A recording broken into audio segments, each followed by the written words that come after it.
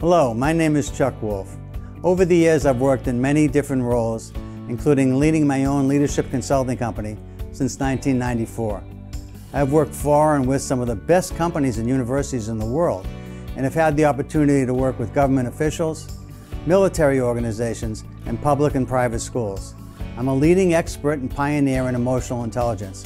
Since 2009, I have been a volunteer hosting a radio show I created called The Emotion Roadmap: Take the Wheel and Control How You Feel. I really enjoy making a difference in people's lives. The show is on award-winning community radio station WPKN in Bridgeport, Connecticut. In recent years, Simsbury Community Television has been sharing my shows on their station and on YouTube. My sincere hope is that everyone who watches regularly will learn how to use the Emotion Roadmap in their own lives by listening to people who call in to get help with challenges at work, home, and in communities. To learn more, go to www.emotionroadmap.com. If you have a comment or question, email me at cjwolf@cjwolf.com. Thank you and enjoy the show.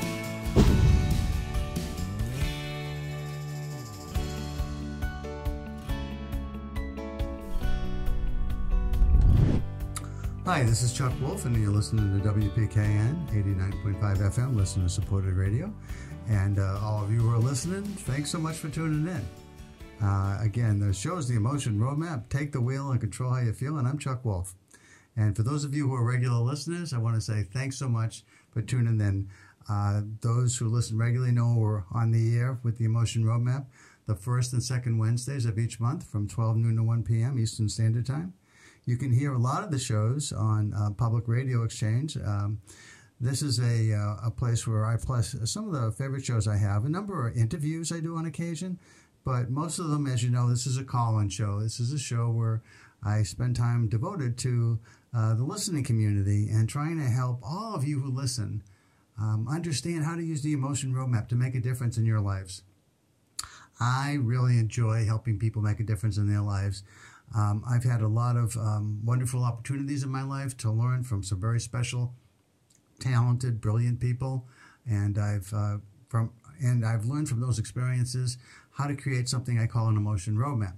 Those of you that are new to the show have never probably heard that term before, but it's the idea of that emotions influence our thoughts and behaviors. And there are times when our emotions create some conflict for us. And there are times when we are challenged by situations and our emotions complicate those challenges. One thing you should always understand about your emotions is they're always informing you about something. They're kind of a signal system that's been inherited over the years that has helped us to survive. And while in the past, evolutionary signals that were developed over time caused us to either run or fight with some kind of adversary, sometimes an animal, sometimes another person, but whatever it might be, they were based on surviving. And those instincts sometimes are very helpful, but of course, you can't really fight inside a company with another person who you might feel is attacking you, verbally perhaps, or in different ways. You can't necessarily physically fight to survive in your families, even though you may disagree vehemently with somebody in your family about something, these days often political. But whatever it might be, there's something about your emotions that's important to understand, and that is that they always provide you with information. But what we've learned through the science of emotional intelligence is that they're not always helpful. Sometimes the emotions we feel, very important to recognize when they're a warning signal, but sometimes that feeling may be helpful and it may not be. And when you know it's not helpful is when you've got something where you're stuck. Smart people, in my experience, often are stuck when something emotional is happening inside them, when they're emotionally conflicted, or when they're worried about escalating emotions with another person or a group of people. There's so much that we have to be careful about these days in terms of how we address one another. There's a huge concern in the LGBTQIA community about pronouns these days. People are feeling like if you don't get their pronoun right, then you're not really paying attention. and you don't really care about them, and you're not being someone that is acting in a way that they feel is correct towards them and they feel disrespected. And I recognize that, and I've actually spoken as a keynote in certain places around these issues. I was a guest speaker on a panel from McGill University in Canada not too long ago, and I was a keynote speaker for Dominion Energy down in Richmond, Virginia, about diversity, equity, inclusion, and social justice. And I've spent a lot of time thinking about those terms.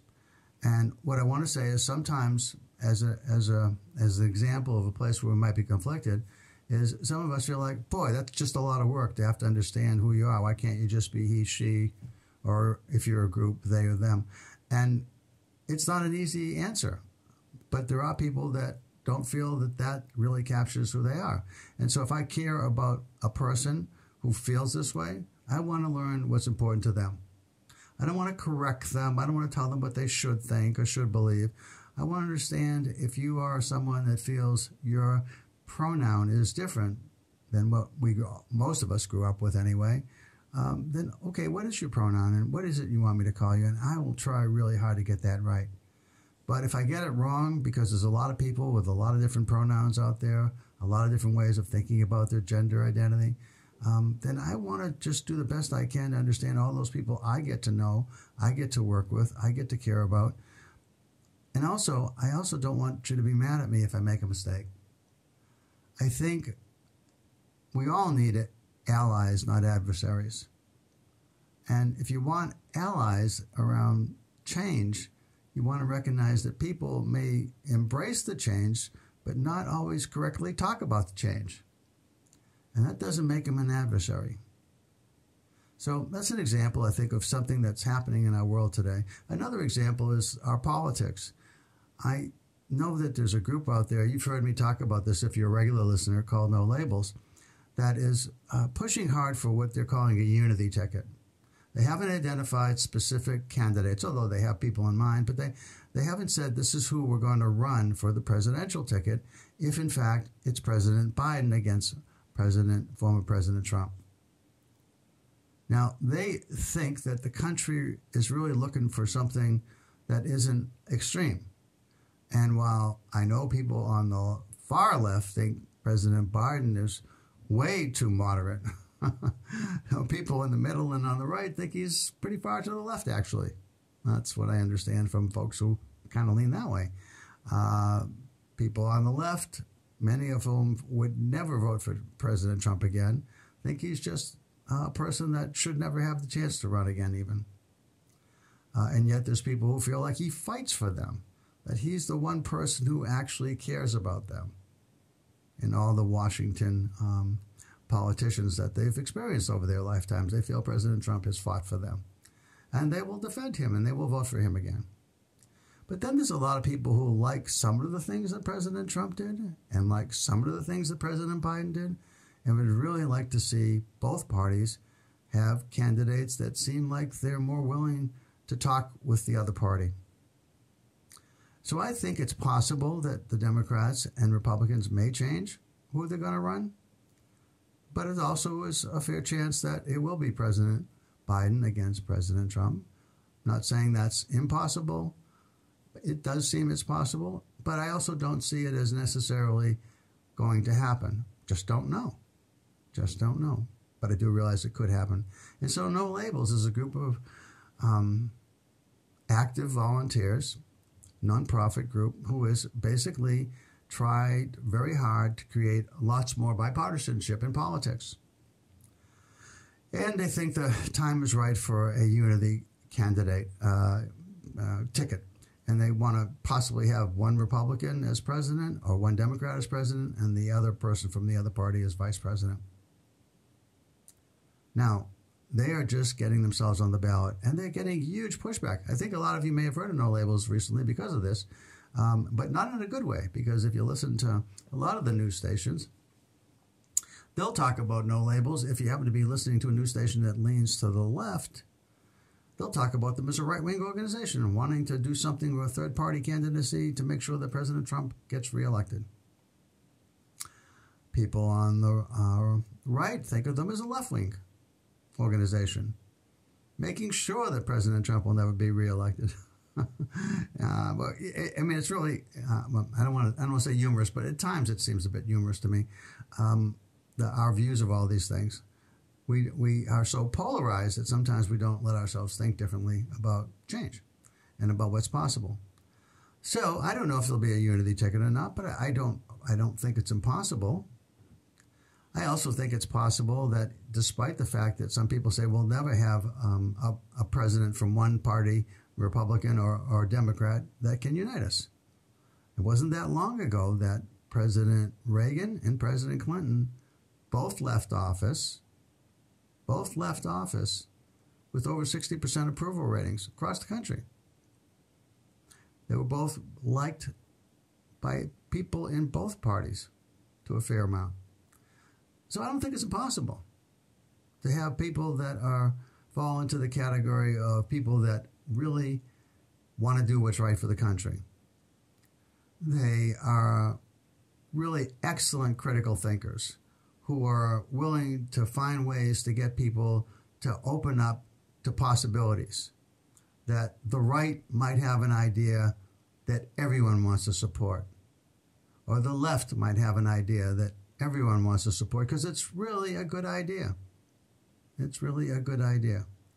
I thought opportunity centers under President Trump, it was Tim Scott ran with that initiative, a senator from South Carolina, and it was putting centers of opportunity into inner cities so that people in the inner cities would have more opportunities to choose some way of growing their skill set and becoming economically solvent, learning new skills, learning new careers. It was great. It was a great idea. I wish we were doing more of that now. I think President Biden got bipartisan legislation passed that lowered the drug cost of some drugs that were really ridiculously expensive, and for people that needed those drugs to live. And so we've made some changes. Again, I think that you can find things in both parties where both presidents did some things that were right for the country, in my mind anyway. And I wish we could talk more about that. I think if we found leaders that understood how to creatively find ways to generate win-win scenarios where people from the left, the right, the center, wherever you might be coming from, all agreed, hey, this is a good idea for the country. This is a good idea for the country. What would be some of those ideas? Finding a way to stop fentanyl from coming into our country. We have so many people overdosing in every kind of community we have demographically in this country. Wouldn't it make sense for organizations in both parties, groups of people, teams of people to come together and find ways to stop that from happening? And I think there are ways we could be doing more with that. That's just an example. But the other thing I'd say is we want someone who is able to get things done and compromise when necessary, knows how to make a deal, and doesn't demonize other groups or other parties. I really hate when any politician talks about the other side as if somehow they're evil. I don't think of people in parties as evil. I think they're trying to do what they think is right often. Some do it for the power, some do it for the greed, some do it for, values that you and I might not think are the right values. But then I think there are lots of people that want to do the right thing too. How do we find more of them? How do we get more of them elected? By the way, one of the interesting things coming up, because elections aren't too far off, is the whole primary system. Now, I know a lot of people don't get involved in primaries until they don't get involved in primaries at all, really. They think to be a good citizen, you just simply vote in the general election that you have. Well, there are certain jurisdictions, and this has been pointed out to me a number of times by different people, that there are some districts that it is unquestionable that in certain districts a Republican is going to be the person elected. And in other districts, a Democrat is going to be the person that's going to be elected. There's no question. So then the real vote comes in the primary. Now, you might be a Republican in a Democratic district. And your vote, you might feel, doesn't count. But it could count if you wanted to consider registering as a Democrat and picking what you think is the best Democratic choice in a district where the Democrat is guaranteed to win. Doesn't that make some sense to you to consider? Same thing if you're a Democrat in a Republican district. Does it make sense to vote for the Democrat in your district for, say, a representative? Or even in your state for a senator or for the president? Does it make sense to cast your vote for the Republican in the Senate race where it's all about your state? When you're in a Democratic state, what they call a blue state, does it make more sense to register as a Democrat and vote who you think's the best Democrat? I don't mean just to rig the election. I mean just because that's who's going to be your senator. If you're in a Republican or a red state and you're a Democrat, and there's no chance of your Democratic senator choice being the nominee for your state to win, does it make more sense to register as a Republican? Anyway, those are just some thoughts about get involved in the primaries, folks, because that's where the elections determine who's going to run in the general election. And I think if you care about this stuff, then get involved early, not late.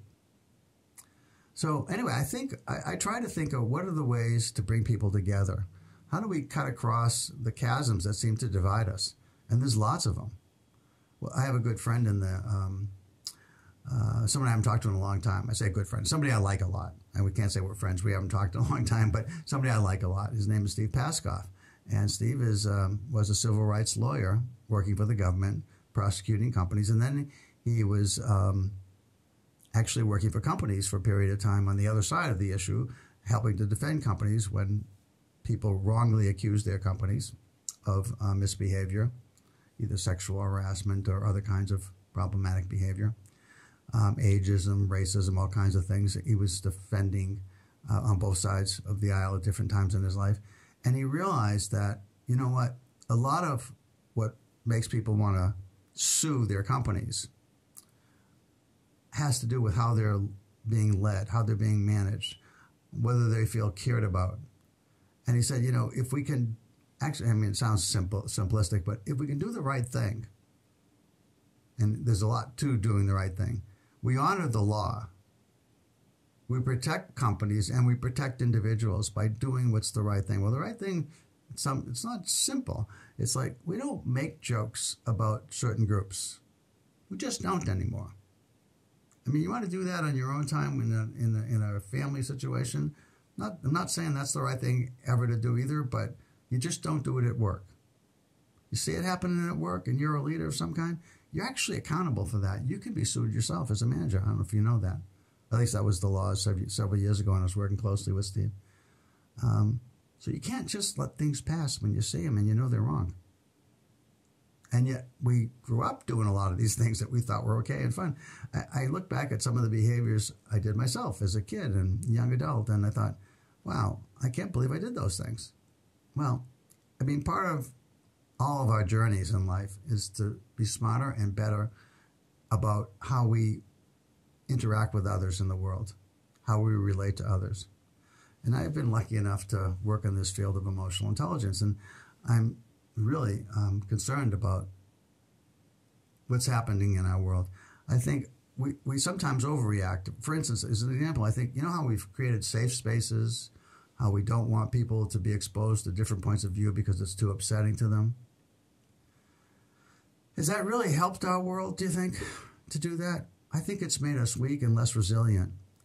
I think a lot of the suicidal and depression that we see across our country is in part due to the fact that we don't allow our kids and our adults to experience life's hardships and also to be accountable for their own mistakes.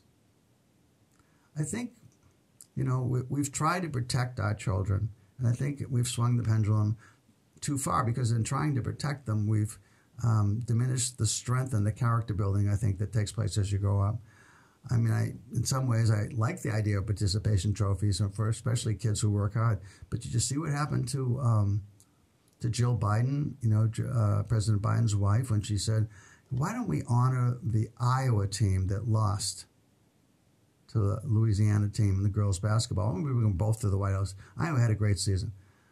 The uproar was amazing. But that's kind of, she was, I doubt very much she was trying to create a controversy. She was trying to be empathetic to the team that just lost, that played their hearts out, had a great season, but weren't winners at the end. But the pushback was incredible. And and it was the wrong thing to say, but but it was sort of for the right reasons that she said it. So I think that we have to understand winning and losing, and we have to understand that we can accept and learn from our failures and learn from losing. You know, it's tough. It's not easy. I'm if those of you that listen to the show know I'm a real big Boston sports fan, and I've just experienced the Bruins.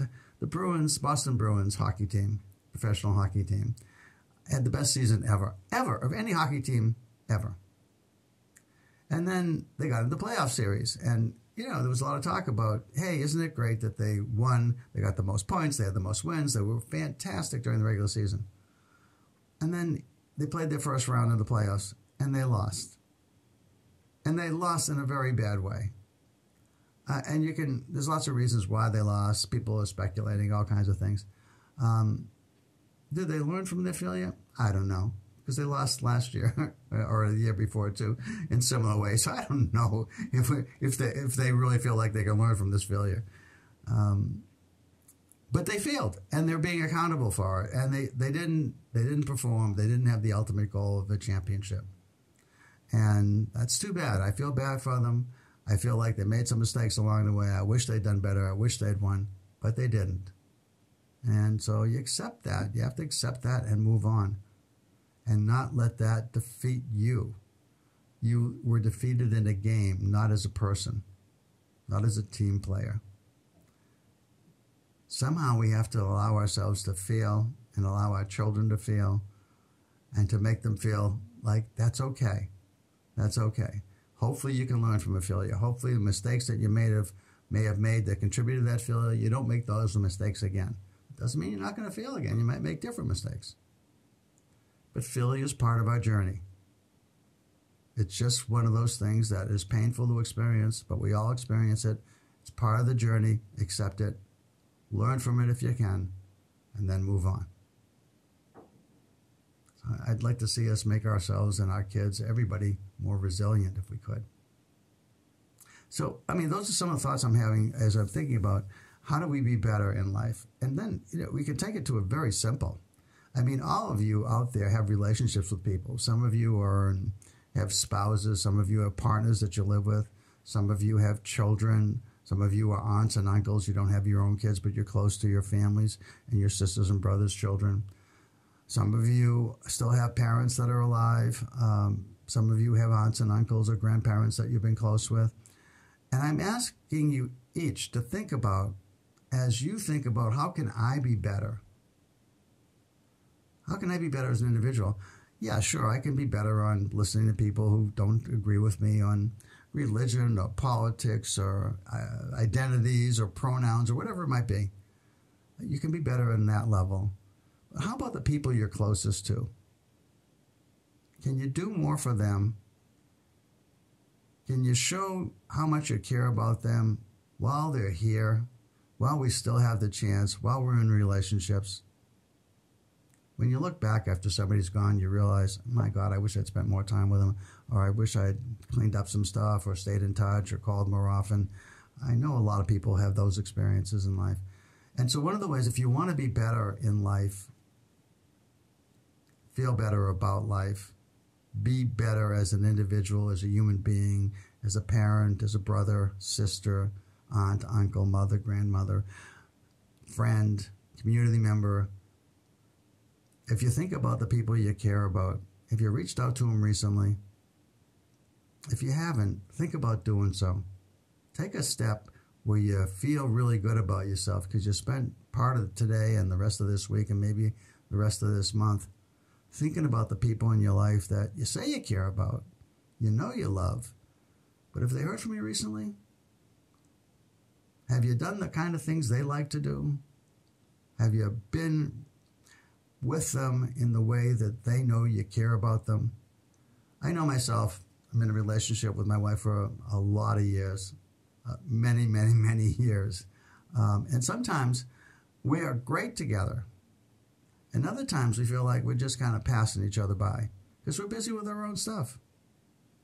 And while we don't question whether we love each other, sometimes we don't, at least I don't always show it in the way that I could. And I'm thinking about that today. And Barbara, if you're listening, I'm going to be better at this. And I hope all of you who are listening want to be better at this. Just showing how much you care and how much you love the people that you know you care and love. But they don't always experience it from you. So can you do more with that? So the emotion roadmap is doing more with the emotions you have, feeling the way you want to feel, making others feel the way you want them to feel. Now, I'm doing a lot of that in the workplace. I'm very excited about some of the work I'm doing. But I also am online for people to call in case you got something you want to talk to me about. And I've been talking a lot because I came in, a lot of things on my mind today, and I wanted to share some of them with you because I think, as I said, we've got all this identity changes that we're all being exposed to. And one of the things that I said when I was a keynote speaker is that, one of the things that I learned over time is that we all kind of have our circle of friends, if you will. And within that circle, there are people we like for a variety of reasons, but many of those reasons are they have some similarities in terms of the things they care about.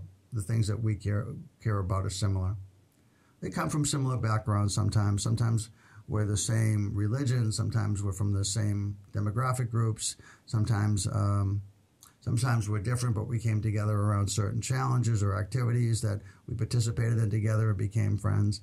But anyway, we have our groups, and they tend to be somewhat porous, but not very porous. They tend to be somewhat fixed in terms of who's in our friend group. So with all these changes in our identity and all these different, people who are out there, just letting people know about they really want to be recognized for who they are and not feel like they have to hide some of their identity in different ways. One of the things I realized is I can't have a fixed circle anymore. If I really want to be open to everybody and anybody, I've really got to be much more broad in the way I think about who's in my group and who's not. I'd really like to have anybody have access to my group, so I have a very porous circle of friends that people can go in and out of.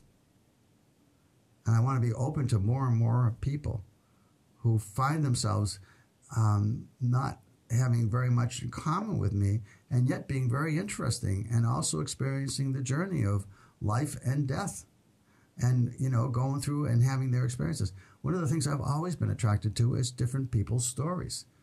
One of the reasons I do this radio show is because everybody that calls has a story.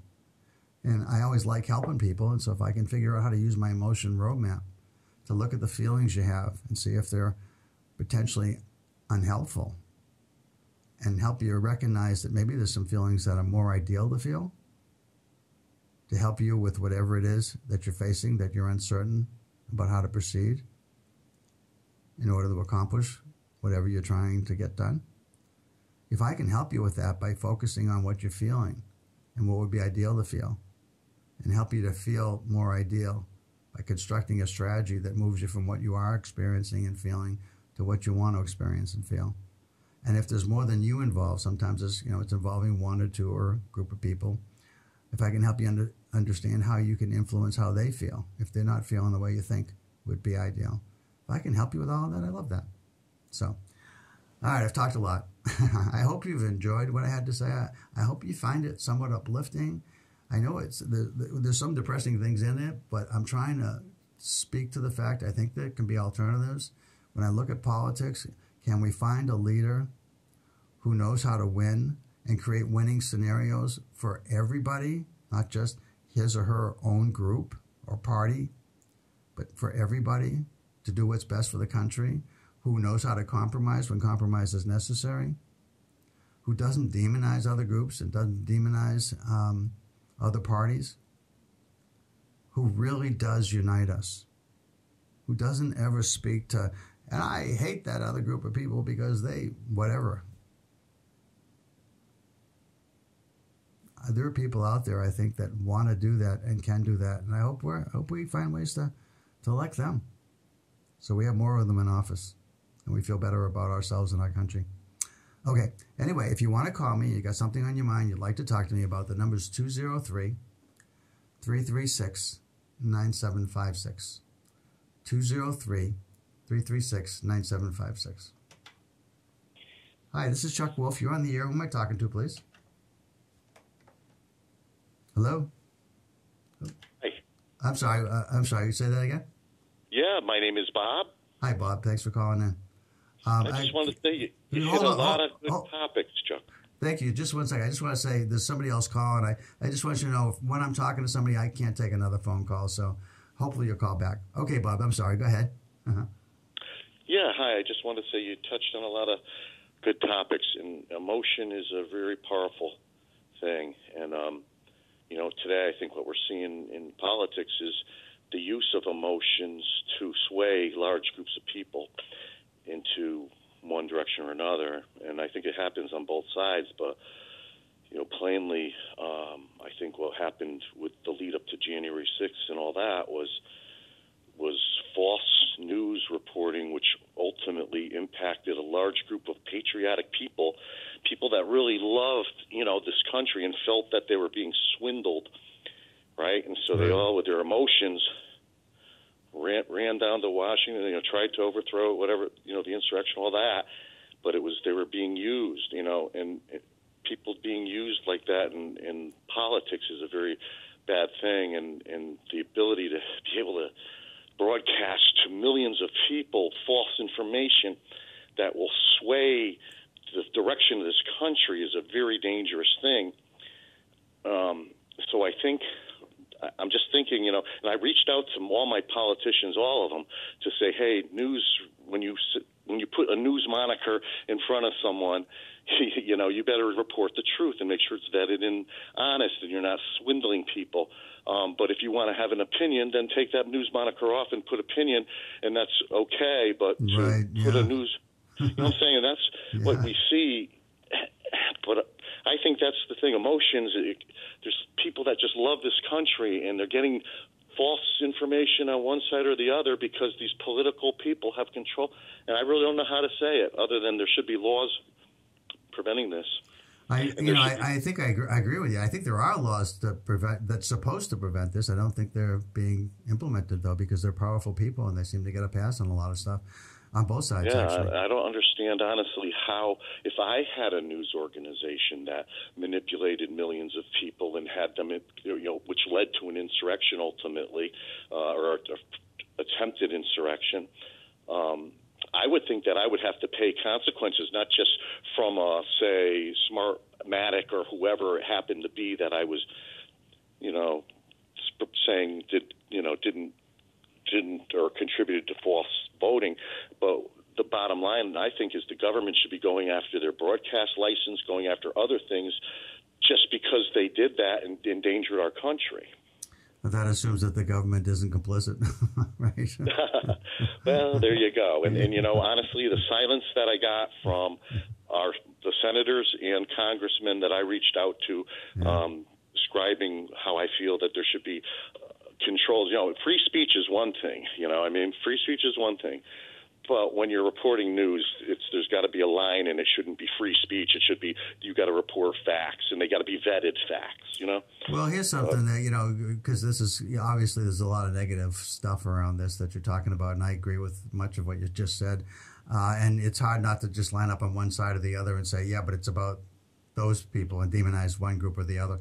I will say, I just want to point out, because I was really pleased to see that Senator Blumenthal and Senator Marsha Blackburn from Tennessee have jointly sponsored some legislation to protect our kids from social media that is getting a lot of support, and hopefully it's going to pass. And that's the kind of thing I just want to see more of. And I want to say congratulations to the Senator Blumenthal and to Senator Blackburn on doing something collaboratively across the aisles. This is my idea of what's good for the country, as opposed to what's good for the party. So it does happen. I agree. and sometimes I wonder, how can we do that where it's just not people, the party apparatus doesn't really control these folks like it does now. But I just wanted to share that thought and just say, I think for the most part, people in this country are all mostly good in heart and want the best for what's right for us, but they're being manipulated and gaslighted and all that's going on, and there's no one pushing back on that, Well, I think they're just if you haven't already looked them up, No Labels is pushing back on that, and so is Braver Angels. And Braver Angels has got a huge outreach and thousands of people across the country. Braver Angels is a group that really just helps people to understand each other's points of view, try to take a deeper dive into what is actual facts versus opinions, and find it was originally created in part by a fellow named Bill Doherty, who was a marriage therapist. And Bill's technique is how did he help husbands and wives or spouses, gay marriages, to listen to each other's points of view in ways that they hadn't been, that had caused them to show up in therapy. And it's the same, he's doing the same thing with people from red and blue areas, or who believe one way and the other person believes the other way. And these techniques really allow people not to necessarily agree with one another, but to hear each other out, to value the other person's experiences and opinions, try to help sort out what's actually fact versus what's opinion. Not to say opinion's bad, but just to know the difference, and allow people to just understand, have more understanding, and as a result, more appreciation and empathy toward the other person. Right, and I think that's correct. The intelligence, that's the intelligence of it all, is being able to sit and actually do that and discuss your opposing opinions. Because what I find a lot of times is when you try to speak to someone with an opposing opinion, the emotion gets in the way, and they can't even talk, logically or, in an intelligent way. Well, one of the things I found is, in terms of trying to listen to somebody who has a different point of view, I actually used to love to talk with people about politics. And if you were smart and I thought I was smart and you had a different opinion than me, then there's a chance I might learn something here. And maybe you'll learn something if you're willing to listen. And if I was willing to listen, and I often had conversations with people I really valued. That seems to have stopped for the most part. But what I found that still does work is, just not me saying what I think, but just pushing people just to think a little bit more about, so where did you hear that and why do you believe that's true? I mean, not to be challenging, just trying to understand, why is that such a foundational point for you? And then sometimes people begin to question themselves about, well, this guy said, well, okay. Is there evidence? I mean, there's so many facts out there that, again, if you listen, I try to listen to different points of view. I look at the Times, I look at the Boston Globe. They tend to be liberal papers. I read the Wall Street Journal. Occasionally listen to cable, different cable channels or the news channels. I mean, there's just so many different things that are being talked about that seem like, are you looking at the same things? Well, I think that I look at a lot of different news programs myself, also some of the online media. But I'll say this, I think a lot of people work just so hard all day long that they come home, they flop in their chair, they throw their favorite news program on, and that's basically it, And so they're not doing that extra research, which would probably, in a lot of instances, keep their emotions intact from some of these issues, and they might look at things from a different perspective. Yeah, I've also cut down on the amount of news that I'll watch too. I find that I like to stay up to date, but I don't want to watch all the time. I mean, I was compulsive about it for a while, and then I just thought, I don't think it's healthy. No, I don't either. I always thought, why don't we have a good news station?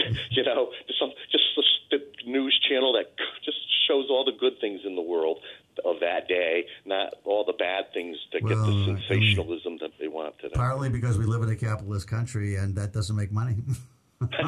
Well, maybe it would. You never know. But okay. Hey, that's really all I wanted to say, and I really think you're doing a great service. So keep up the good Thanks a lot, Bob. Thanks a lot for the phone call. Take care now. Yeah, take care. Bye-bye. Okay. Now, I did have somebody else that had tried to call earlier, so if you want to call back, the number's 203-336-9756. And I don't see myself as a political commentator. I mean, obviously, I have opinions like everybody else, and I'm well-read, and I'm a smart person, and I'm comfortable saying that, but that's not the same as being somebody that's really knowledgeable about this. Okay. Hi, this is Chuck. You're on the air. Who am I talking to, please? My name is PJ. PJ? Yes. Hi, PJ. Thanks for calling. How can I help you today? Okay.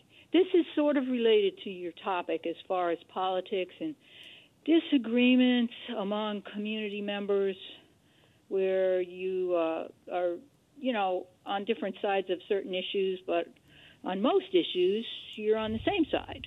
Uh-huh. So, and the other thing is, WPKN has broken my heart. recently. They used to be my favorite station. I had them on all the time. including your show.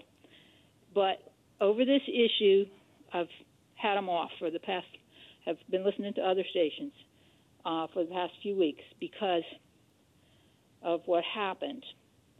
So what happened is a long story, but it's about a political issue in the state of Connecticut, which is called Senate Bill 1076, Medical Aid in Dying. Okay, this is dear to my heart because my wife died about 6 years ago, and she wanted this bill. She wanted this option, which would be a terminally ill person. I don't know if you've heard it. It's been in the news. It's been proposed in this, in the state house for about 15 times, about 15, 20 years. Okay. But at any rate, a terminally ill person could request a pill that would end their life rather than having to wait it out naturally or whatever and suffer. Now, there's lots of safeguards. They keep changing the safeguards on it as far as, the length of time, the witnesses, the doctors. They have to be, of sound mind and so on and so forth. It's an option. It's an option. It's not. Nobody should be forced into this at all. But at any rate, I have been a little bit of an activist with this for the past 6 years since my wife died. Uh-huh. And I went to the hearings, the first couple of years of hearings, with another woman who I met at the hospice while her spouse was dying. Uh-huh. And we both said, let's go and testify on behalf of this bill. Okay, where PKN comes in, and this year there was the hearing this year was in February. There was over 100 speakers, and it was in the Public Health Committee. It's never come to a floor vote, but at any rate, it got out of Public Health Committee and the status now. Then it went to Judiciary Committee, and then it died there. So it's dead for another year. It's not going to be voted on.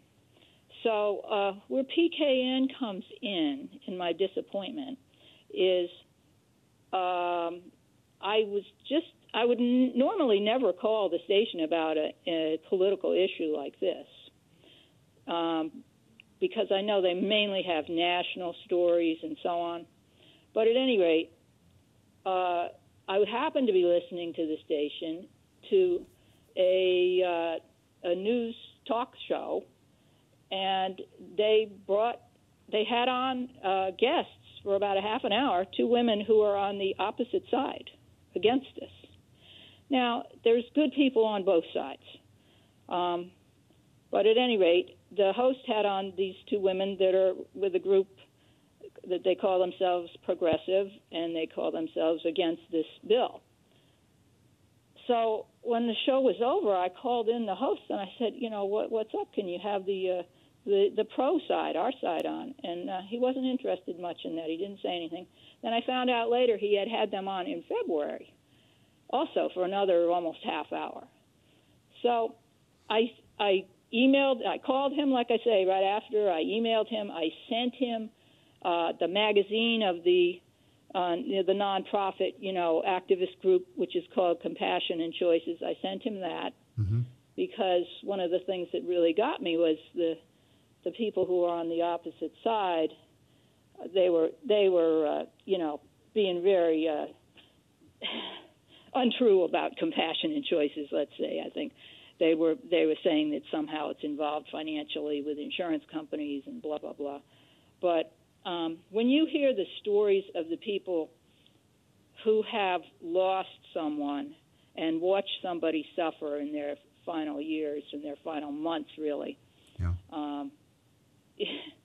you might have a different story. But at any rate, I contacted the host that had them on the news show. Then I contacted several others of the higher-ups of the station, 4 or 5 different people. I got down to the news director. Nobody responded except the news director. He said he was going to get back to me. And, the news show has supposedly they cover issues in Connecticut from stories in the Hartford Courant and stuff. Well, I forwarded him a whole long list of articles, including one where I had been quoted recently in the Hartford Courant, and other local TV stations and news stations. It was in the news. It's not a real hidden issue, but at any rate, I got nothing back from PKN, and now the issue is, it's not making it anywhere this year. So, I was very disappointed. Like I say, I don't expect them to necessarily cover this issue, but if they're going to give that much airtime to the opposition, they should at least have somebody come on and explain or give a news, just give a news article like what was in the Hartford Courant recently, with people testifying why they're in favor. They're giving the con side and not the pro side, and they're not even answering, our requests to get some coverage. So I threw away my WPKN bumper stickers. I had a couple of them on my desk from when I had contributed. It's like they should at least say, okay, we can't cover it. But they didn't even answer me back. The guy said he was going to look stuff over and get back to me the next day. He never did. So that's disappointing. I'm sorry to hear that. In terms of, I don't want to defend the station, except to say this about the station. As a volunteer programmer, nobody tells me what to do. Yeah. It's all volunteers.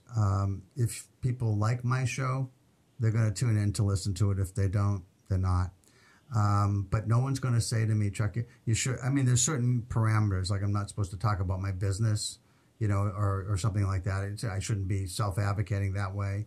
But my opinions, my thoughts, the things I want to share, especially on a talk show versus like music, it's going to be what I think it's important to cover, which I have tremendous respect for. There's a lot that is on some of our news shows that I agree with and a lot I don't agree with. Mm-hmm. But I just accept that's free-form radio.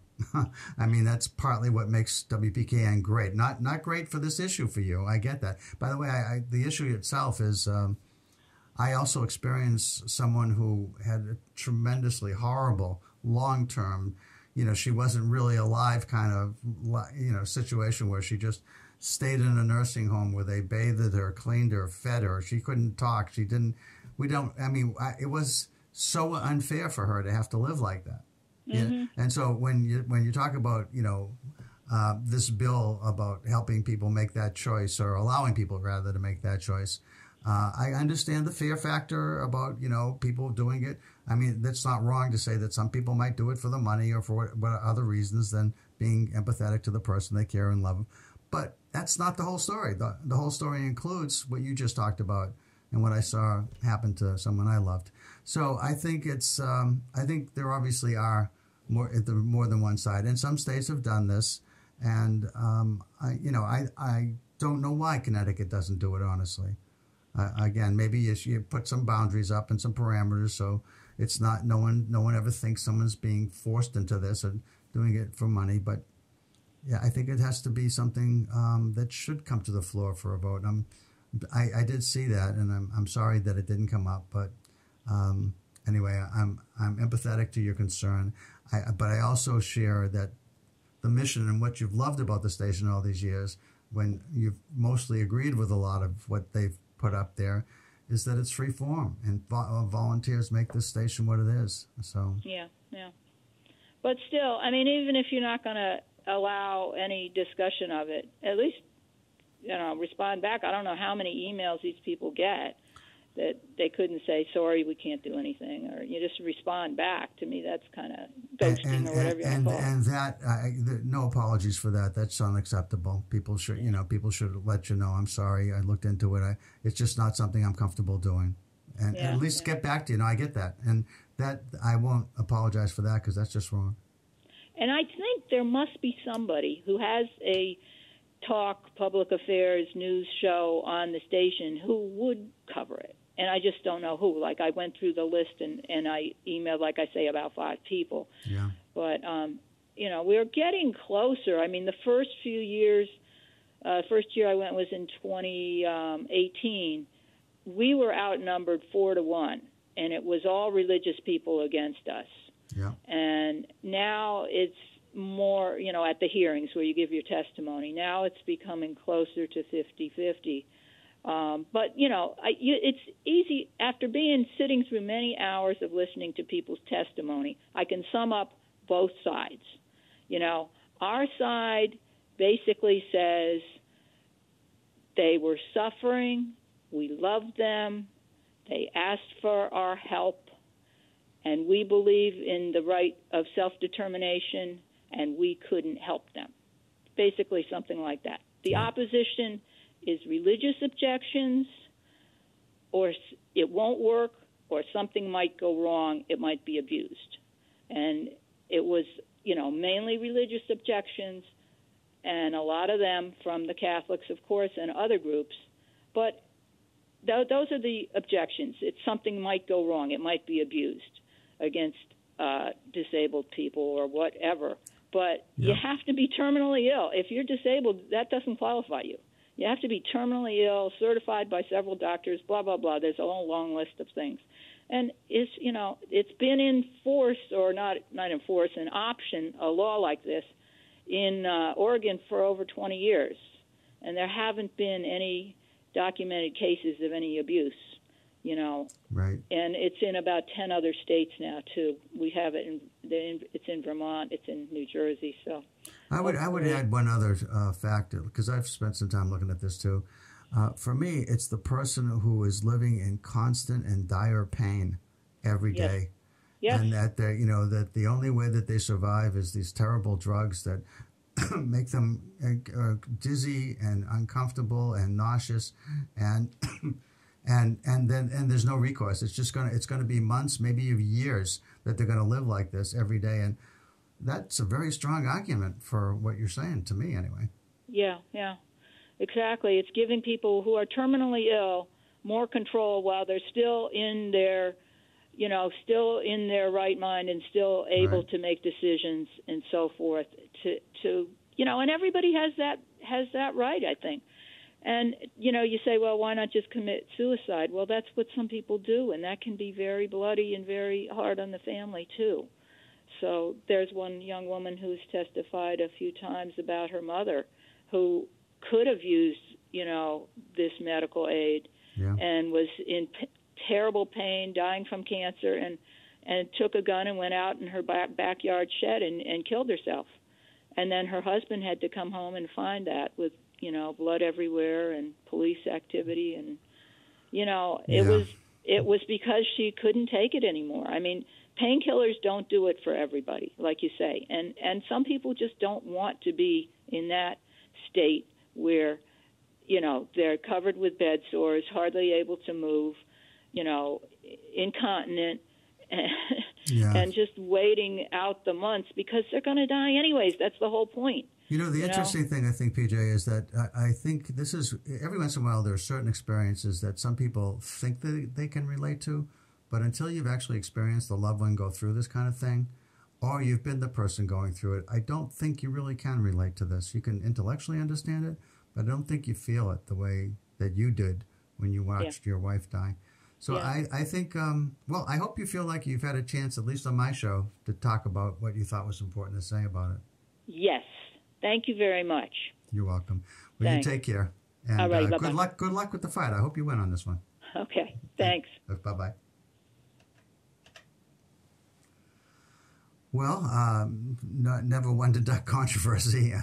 Those are not easy topics necessarily, but they are out there, and there are things that cause us to deal with life as emotional, challenging circumstances that we face, and how do we deal with things? Now, whether you're on one side or the other of the issue that PJ just raised, I think it's important to involve yourself in trying to make the world a better place. PJ hasn't been successful yet, but I'm guessing, PJ, you'll get this over time, that you might win this argument. By the way, I also understand the other side. I do understand in certain religions that it's just wrong to end someone's life. It's not something that anyone should ever do, whether it's yourself deciding to commit suicide or someone else making that choice for you. having said that, I don't see it as a black and white issue. I think there's shades of gray here. And in certain circumstances, as I said, when you see people just living their life in enormous pain every day, you feel like you want to help them, and when you can't, you feel like something's wrong with that. So I get it. I also try really hard to see both sides of every issue I talk about as best I can. I lean certain ways like everybody does around particular issues, but my opinion is just one opinion, just like everybody else's, no more valuable than anybody else's. But, hopefully I've allowed PJ at least to have a chance to share what was important to say about that. And so, and by the way, the thing that I love about PKN is that we as programmers have this opportunity to do what we should and what we believe to be the right thing on our shows. It's very unfortunate somebody doesn't call back. I can't talk to that person. Don't know if it just got lost or somehow they didn't know what to say and just felt like they couldn't answer. I don't know. I don't want to speculate on that. It just seems like if somebody reaches out to you, you ought to get back to them. That's something you could do. Anyway, I'm on next week too. You've been listening to Chuck Wolf, the Emotion Romance. Take the wheel and control how you feel. Hopefully you enjoyed the first part of the show where I try to talk about all these issues and help you to be the best version of yourself. If you got somebody you care about, spend more time with them. Show them that you care. Let me know how it goes. I'll talk to you next week. Thanks, everybody, for listening. Again, Chuck Wolf, WPKN 89.5 FM, The Emotion Romance. Bye-bye.